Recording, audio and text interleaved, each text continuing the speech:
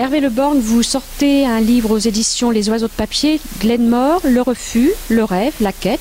Alors beaucoup de choses ont été dites et écrites sur Glenmore. Il y a encore quelque chose à découvrir?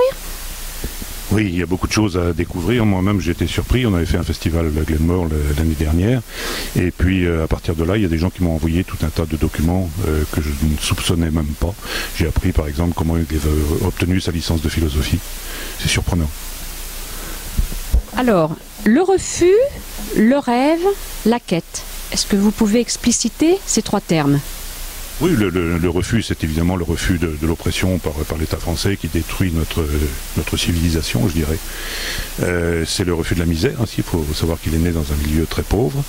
C'est la quête quelque part du bonheur, la quête d'un Graal dont il ne dit jamais le nom, qui s'appelle peut-être Dieu, qui s'appelle peut-être simplement la survie de l'homme. Et puis, le rêve, il nous a fait beaucoup rêver avec ses chansons. Il faut aussi lire ses écrits et on s'aperçoit que c'est très profond, que ça va très loin. Alors ce sont finalement des thèmes très contemporains, encore très actuels, donc Glenmore reste un homme de notre temps.